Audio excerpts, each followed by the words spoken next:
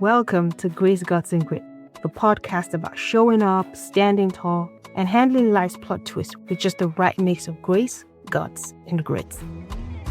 No manuals, just real talk and survival strategies.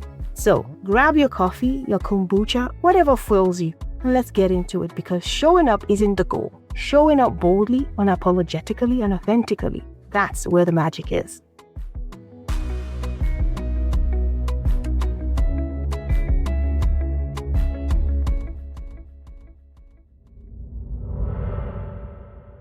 Today on Grace, Guts and Grit, we're going to be talking about the Olympic sport of cultural assimilation, because navigating this actually deserves a medal. Several years ago, my 4-year-old daughter pulled me aside and whispered, "Mom, don't tell anyone in school that I eat stewed beans." For those in the know, this is ewa agoyin, the Nigerian delicacy of stewed spicy beans. And in my head, I was like, really? What's going on? Why is it classified information that you like beans? And why would it even be newsworthy that you liked beans? She could eat these stewed beans 3 times a day. This was a very, very popular family meal. And here she was, at 4 years old, telling me, "Mommy, please don't tell anyone in school that I'm eating stewed beans." Already trying to figure out which parts of herself will be socially acceptable in this country we were in. And I thought to myself, welcome to the exhausting mathematics of belonging, in which everyone has participated. A show called How American Am I Today? Because this is assimilation. It's not really the dramatic stuff they show you in the movies. Nobody is dramatically flinging away their passports and renouncing their heritage and pledging allegiance to the flag of the United States or wherever new country they find themselves in. This is your kid whispering about stewed beans. It's the daily algebra of figuring out how much of yourself you want to reveal without being filed under, "She's a little too ethnic for my taste."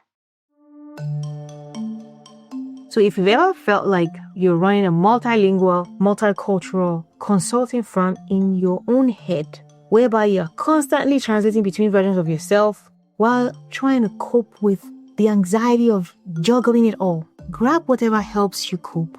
And let's talk about this existential complexity, the art of keeping yourself whole while you're learning to package it for different audiences, because that's actually what adulting looks like when you're an immigrant. Let's discuss the official narrative of how assimilation works. Step 1. Arrive somewhere new. You float gracefully off the boat. Or you come down those airplane steps like you're Jackie Onassis. Step 2. You adapt gracefully.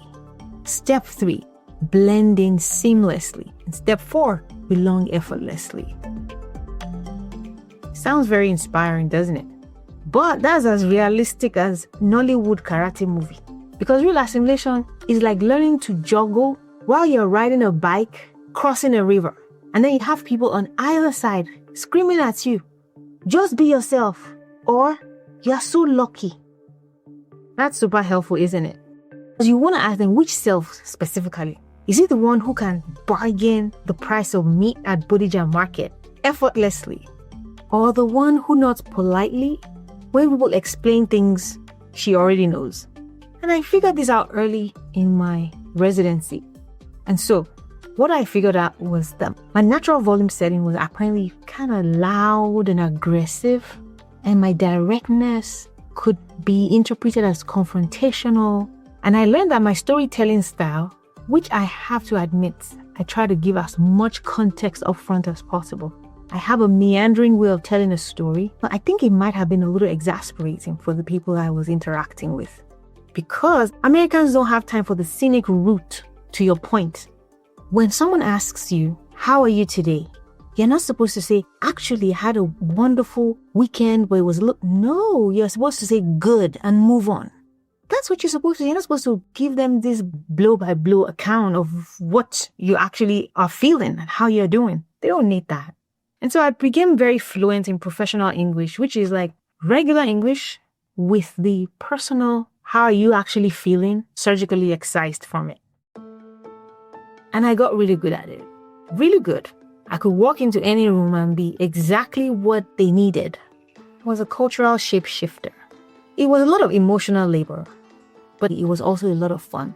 So I was running a full-time performance while simultaneously trying to be myself. See, it sounds like an oxymoron, or is it a paradox? Whatever it is, I'll let you tell me. And you know how exhausting that is? I'd compare it to a Nollywood movie production where you had only one day to shoot the entire movie, and you were the screenwriter, the movie director, the cinematographer, the choreographer, and you're the lead actress. And then, cherry on the cake, you are the movie critic. Because really, nobody mentions that cultural code switching, it's not just about language, it's not just about you learning the accent. It's about fragmenting yourself into small, palatable pieces for whoever your audience is. There's a professional you, there's the friend you, there's the public you, there's the family you, and then there's the emergency backup you when someone tells you out of the blues, "You're from Africa? I've been to a safari in Africa." And you want to roll your eyes so hard, but you try not to because they would think you're having a seizure.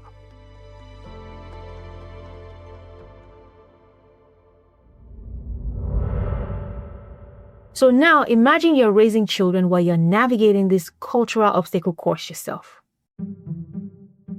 Congrats, because now you're playing chess mixed with Ludo, Snake and Ladder, and Monopoly, and you are teaching someone in real time.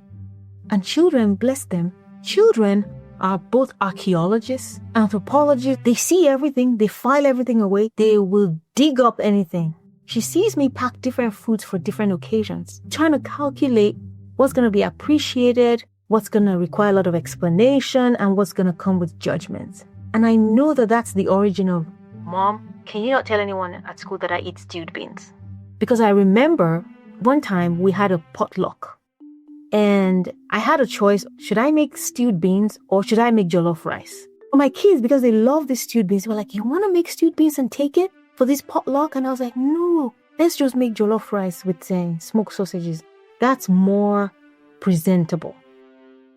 And that's why, in as much as we want to be free and talk to our kids and express ourselves, we have to be careful with our choice of words. And I'm pretty sure that's what made her decide that she didn't want anyone in her school to know that she was eating stewed beans.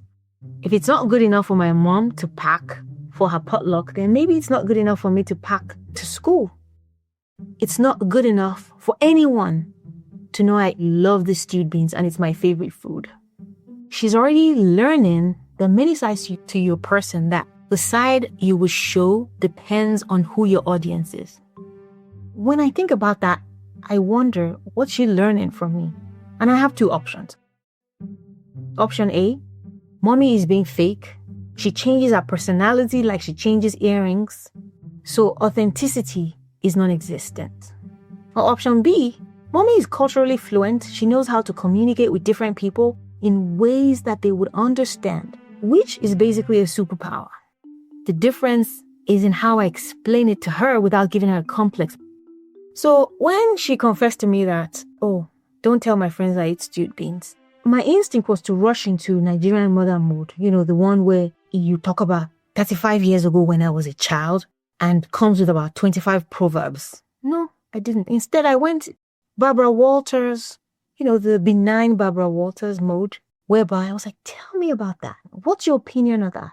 And she explained, "Well, Mom, you said it wasn't a presentable dish. And I just thought maybe my friends shouldn't know that I eat it." Wow. I don't know how to apologize to a 4-year-old for shattering her illusion about her favorite food. But I said, "Do you like stewed beans?" She said yes. "Does it make you strong and healthy?" Yes. And I asked again, "Does it taste good?" She said yes. Then it's good for you. And if your friends are curious, they can try some. And if you want to share, sure. But you don't have to hide the things you like just because other people may not understand it. Now, is there context for everything? There is. But I didn't know how to have that conversation with a 4-year-old about the nuances in this kind of scenario. I have since been able to have that conversation with her because now she's 17 and she's an expert. This is what I was trying to teach her. Your cultural complexity isn't a bug in the system. It's an upgrade. The ability you have to move between different cultures and interact with different people from different parts of the world because you are bicultural, that's mastery. Okay? It's nothing to be embarrassed about. And whether we like it or not, we know that some people spend their whole lives learning what this girl already knows at 4. That you don't necessarily need to bring stewed beans or ogbono soup with iru to the potluck. There are multiple ways you can share yourself. It's fine to decide which part of yourself you want to have facing forward, depending on the scenario, on the context. I finally had this aha moment. It's the one where my grandmother would have said, "Finally, you're using the brain God gave you." My cultural background doesn't make me any less. No, it makes me different. It gives me the ability to see different perspectives. It makes me comfortable with complexities and nuances of interactions with different groups of people. And I would like to call that sophistication. As immigrants, we need to stop apologizing for this strength, trying to shrink to fit precisely into the box of whatever culture we find ourselves in. No, it's good to assimilate. It's okay to code switch, to make yourself understood, to speak more slowly, maybe draw out your R's a little so that the people you are trying to communicate with can understand you. That's fine, okay? We need to discuss authenticity because it's become the buzzword and it's making people confused. Just be yourself. It's great advice, but how do you execute that? Which self? Huh? Which self? And here's the authenticity trap. We've been sold this idea that authentic means the same in every scenario, and that if you're different in different contexts, you're being dishonest. You're being disingenuous, to use big grammar. But that's not how human beings are. That's not how culture works. And that's definitely not how survival works when you're living in a world that you didn't grow up in, a world with different rules. So you're not the same person with your grandma that you are with your boss. Not because you're fake, but because different relationships call for different aspects of who you are. Anyways, I could go on and on about this, but in a nutshell, let's agree authenticity isn't about being identical in every situation. It's about being true to your values while you're adapting to whatever situation you're in. It's like speaking different languages. You're the same person, whether you're speaking Yoruba, Queen's English, or Pidgin English. The words can be different, the rhythm is certainly different, and the humor is different. But that's fine, that just makes you a wonderfully complex human. Fun to know, believe me. So when people just say, just be yourself, I translate, be the version of yourself that works in this context, while staying true to what matters to you. That's not fakery, that's sophistication, cultural intelligence. In the next segment, we're going to talk to another Nigerian immigrant, physician, a wife, and a mother, who is raising bicultural children, and very successfully too. Welcome, Dr. Mo.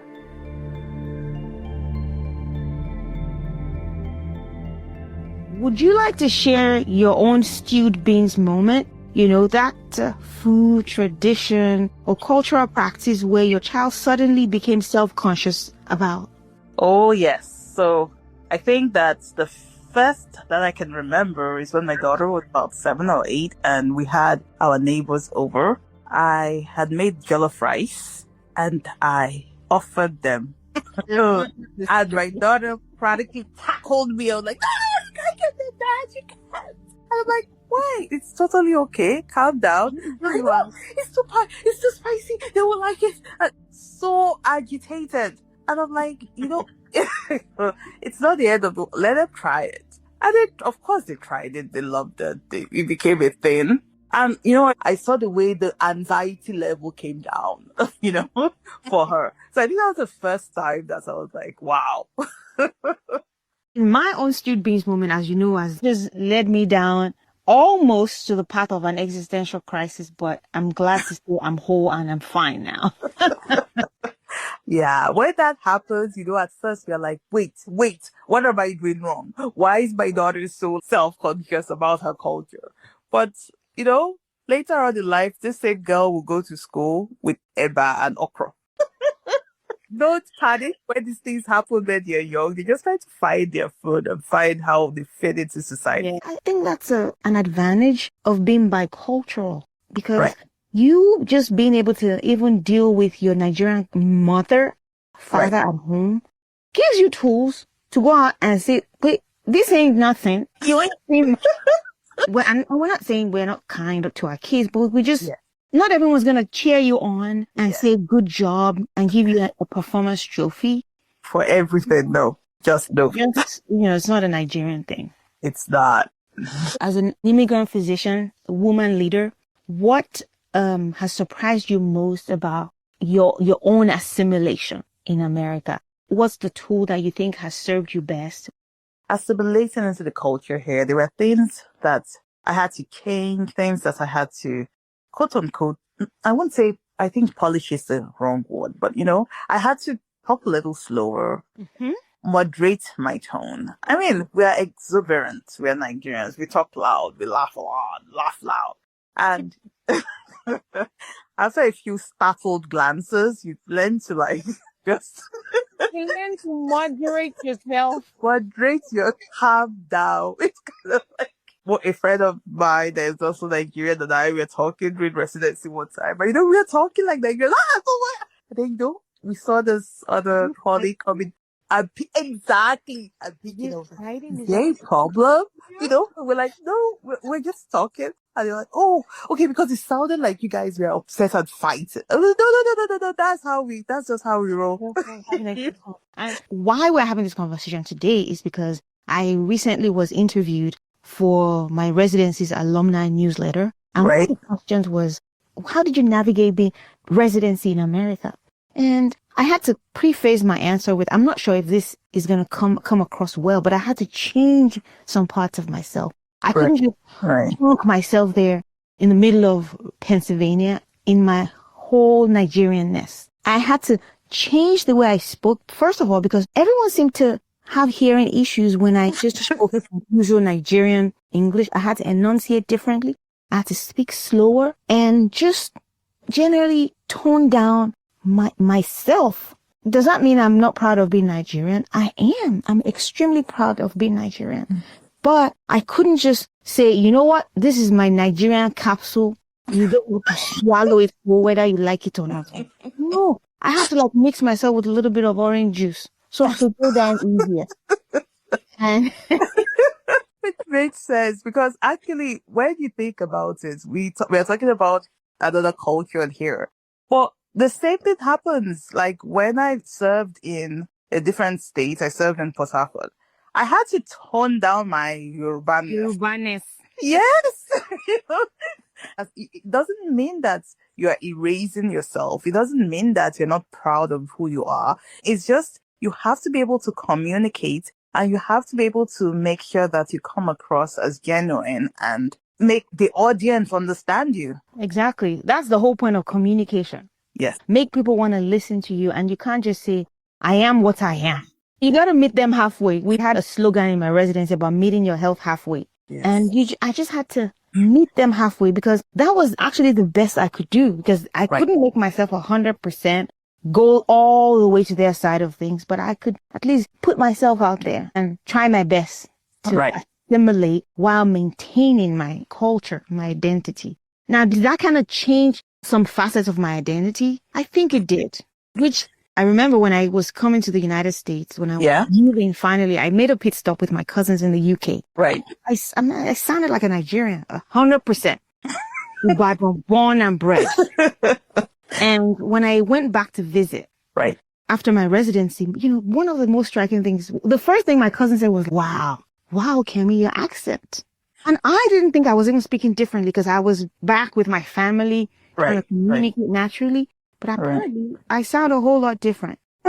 Yeah, absolutely. It does leave a mark. And it's not till you go back to where you're from, that little microcosm again, that you're like, oh my goodness, I've changed. You're something like, why are you so loud? Why all this screaming? Then you finally begin to notice that, oh, I have changed a bit. And that is, like they say, change is the only constant thing in life. In life, yeah. So, yeah, you do change. Which brings me to the next question. as an immigrant parent, Right. what has surprised you the most about your own parenting style? How's that different from how you were raised? For me, I'm going to say that I have to literally explain everything to my kids because, back in Nigeria, a lot of the parenting you receive is not necessarily all about your parents telling you things. It's about how you see the society moves past you. But here, we don't have that. And so I have to give them like a blow by blow account. One of the main things is I tell my kids, like, when you wake up in the morning and you see your grandmother,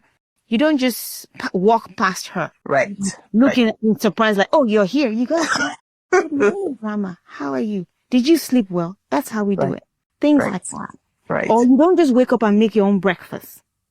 Yeah. I mean, I think that what I realized was how much we took for granted it takes a village thing that we have, that people raised us without us knowing they were raising us, because I don't know that my mom was giving me multiple pep talks, but everybody sort of gave you unsolicited for advice. And oh my goodness.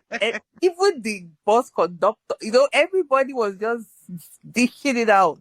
But your kids don't have, my kids don't have that, by and large, you are the biggest contributor to their upbringing.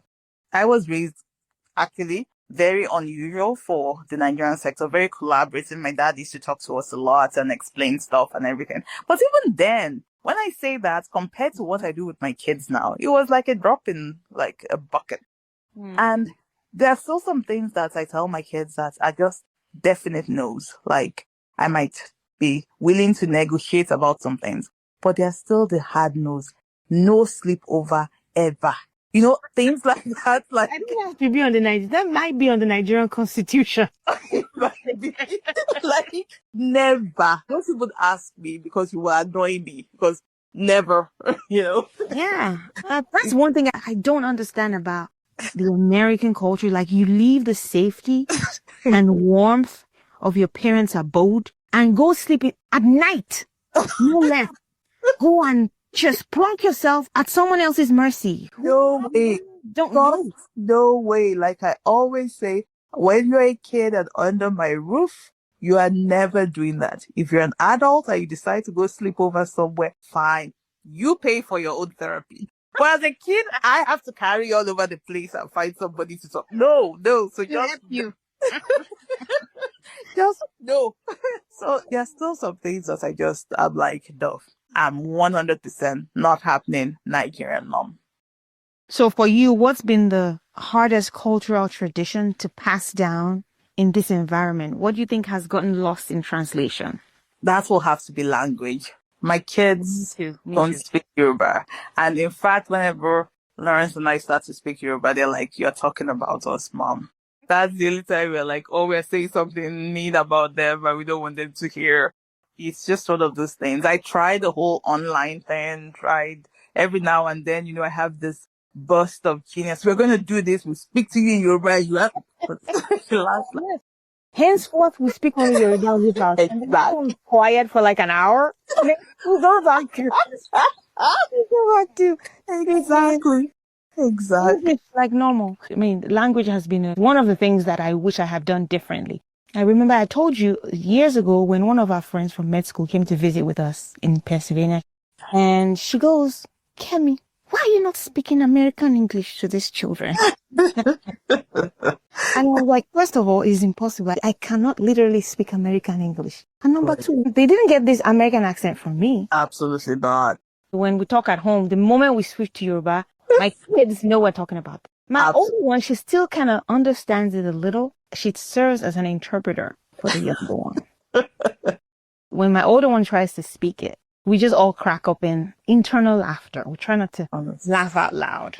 Yeah, I've tried. That is the one regret I do have. Like you said, I did my best and the kids will be all right. The kids will be all right. And then in this day and age, if you want to really learn it, there's so many tools and go for it. Tell me about a time when your child had to translate for you, literally or culturally. And how did that feel? What did that teach you? With the older one and the younger one. Because I think, first of all, there's a generational gap. then add the culture and the way they do things is Gen Z's. And I need my daughter to talk to my son because I can't. So I don't think they've ever had to like translate for me culturally with like outsiders. It's more been like in the family. In the family, yes. Yes, yes. Because I find that my daughter is slightly better at bridging that gap of Nigerian parents to An American. yes, than my son. He doesn't really get. So for him, he's like, why are you shouting? So I guess that's the only time that comes readily to mind. I don't know. Okay. I have actually had a couple of times. One was the literal translation. Once, my older kid, she can speak Nigerian English. Okay. And my younger kid, she was speaking in, I don't know what kind of accent it was. And so she was trying to communicate with me. And I was with her sister. And I kept saying, what? And at the end, I was like, please translate for me. What's she saying? And she goes, and then my older one goes, Mom, she's saying that you didn't do this. Just like a typical Nigerian kid. So that's one. And then sometimes I ask them questions about, oh, this is what I'm planning to say to someone. And they're like, okay, that may come across as a little brutal, but you realize that not everyone knows and gets your Nigerian method of communication. Right. Especially my older kids. And that's kind of helped me also. I've evolved from being, I wouldn't say I'm totally this, American encouragement kind of person. To be brutally honest, Nigerian side of me kind of damped it down, even at home. Right. With my kids. Preface criticism with a lot of love. And I don't have to communicate 100% of my critique in that moment. Yeah, you're right. You're right. Choose the most constructive part, run it through some kind of emotional mixer. But if push comes to shove, they know. You will still hear it. If my gentle way doesn't work, I can still whip out that version of myself. You're right. I know my daughter tells me a lot. I mean, every now and then we do this, what do you think we can do different as parents? And then we get an earful and we're like, wow, just wow. Some of it is that, oh, Mom, you don't say sorry. Oh, yeah. I'm like, thank you. Sorry for what? What? I'm never sorry because I'm never wrong. Okay, no, actually, the other day I told my kid, oh, I'd like some water. And she says, please. I was like, yeah, please listen. She said, yeah, please. I said, you know how, there's just a way more into your mother. And I said, you say please when removing you from my She goes, Mom, you literally had no choice with that. I mean, what was your alternative? Anyway, I said, okay, please, may I have some water, ma'am? Right. And then she rolls her eyes and gets into the water. Yeah. All right, so now, because now this is more about, navigating this bicultural environment we found ourselves in. Mm-hmm. What do you think of when your child code switches? Do they code switch at all? I mean, my older one code switches. My younger one, not at all. And do you think it's a healthy adaptation versus hiding who they are? And I'll lead and say that for me, when my older kid code switches, it's not a problem because that's literally a survival tool to me. Right. And I love it when I hear her try to speak Nigerian English. It just makes me proud. I'm like, yes, this child can navigate two worlds. Right. Just for me, I think that it has its good and bad because we want them to adapt, to be able to adapt to whatever situation they find themselves. And I find that just like you, children are all different. One of my kids doesn't really code switch as well as the other one. And sometimes the one that doesn't is more authentically themselves. Exactly. While the other one sometimes does that to try to fit in a little better with people, which sometimes makes me, like, hey. Like a people-pleasing situation? Yes, you should just be you, just be you. But they're young and they're still trying to find their foot in the world. So, like you said, it's that fine line between when they know how to put their best foot forward and how to make the most of their bicultural heritage, and the line between that and I'm code switching because I really want to people please and I really want to fit in and please like me. And that line is so easy to cross. So it's teaching them to use this bicultural heritage to their advantage and not hide who they are or not to cover up for who they really are. Not as a means of people pleasing. It's just Yes, part of your identity. exactly. And I hope that being bicultural and being able to navigate with such cultural fluency, it gives them more confidence Right. to stand up for themselves and assert themselves. Absolutely. How do you teach your children pride in their background without making them feel just put upon? So I think that's something that at least I struggle with because whether I like it or not, let me preface that. They're also American. Mm-hmm. So they're Nigerian, but they're American as well. And this is their stage. That's their reality. That is their reality. So as much as I want them to have that confidence as well, that I am American, an immigrant Nigerian just trying to fit it. I want them to have Here. yes, this is my stage as well. So, but the values, and that's what I tell them, that the values that we have as Nigerians is what I want you to have. Because being Nigerian is not 100% like, that means you're the best person. No, there are some things I don't want you to do. Some Nigerianness I don't want you to have. But the values, the things that we treasure, family, looking at, like we are talking about, like look after each other, you know, forgive, move on, connect, those sorts of things, those values, I try to teach them. I try to make them know that this is important to us. The fact that we believe in God and all of those things that are like now. Maybe getting outdated. Exactly. Those are the sort of things, the values I hold dear. I agree with all of that, but I also teach them the pride, Nigerian pride. Right. That's Nigerian swagger. Like, I belong here. And you know, my ancestors may have come here on a plane. Your ancestors may have come here on the Mayflower. You know what? I still belong here. Absolutely. I talk about this all the time. There was a movie I watched several years ago about how it was a bicultural child trying to be a superhero, Spider-Man multiverse or something. And his mom said, everywhere you go, and I'm paraphrasing because it's been a while, everywhere you go, there will be people who tell you don't belong, question your belonging. But you have to realize you have a right to be here. Right. And I think that's kind of like a Nigerian thing too, because have you ever seen anywhere Nigerians don't go to? Right. So, and they thrive and survive. In Portugal. Exactly. Iceland. Nigerians in Portugal and Iceland. Right.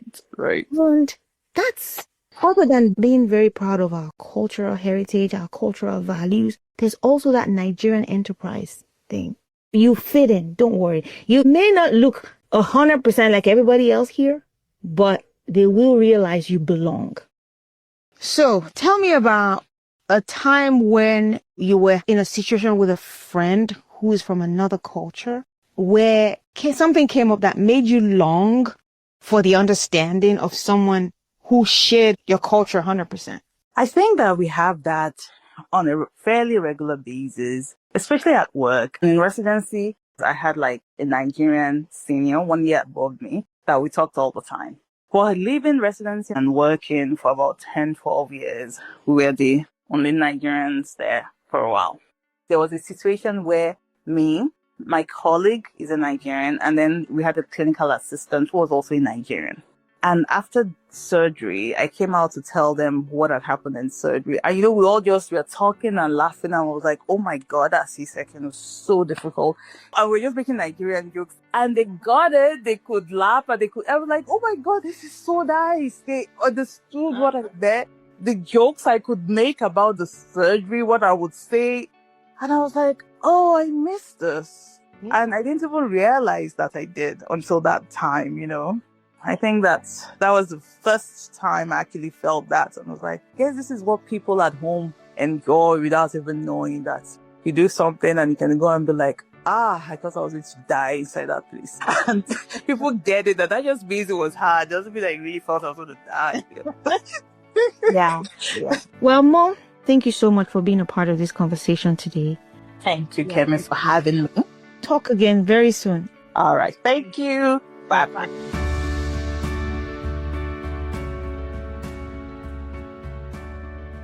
Thank you so much, Mo, for sharing that with us. That was a fun interview. It just brings home the point of being bicultural. It's an upgrade. It's not a bug. Okay? I used to think that successful assimilation meant melding in exactly with everybody else. To have a completely accent-free elocution, trying to blend in so seamlessly that nobody could tell I was from somewhere else. I mean, my dream, and when I first came to America, was that I'll assimilate so much that if I was in a dark room with 1,000 Americans and I spoke, nobody would be able to tell that this guy is Nigerian. Shit, is that not an African? That was my goal.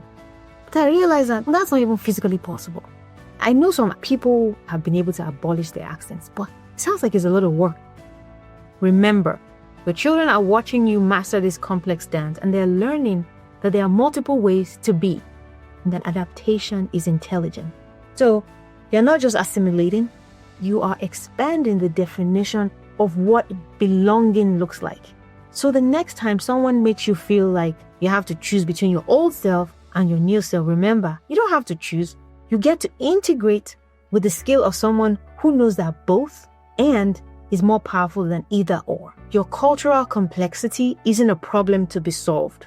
It's a masterpiece to unveil strategically, one conversation at a time.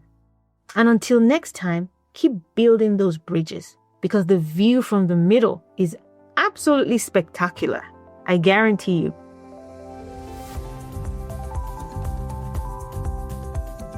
So that's it for today's episode of Graceguts&grit. If something resonated with you, made you laugh, made you think, or made you say, whew, I needed that, do me a favor, subscribe, leave a review, and share this with someone who needs to hear it. Remember, Grace keeps it classy, Guts takes the risk, and Grit gets it done. And you, my friend, were built for this. So, see you next time, same place, same energy. Until then, keep showing up and owning your story.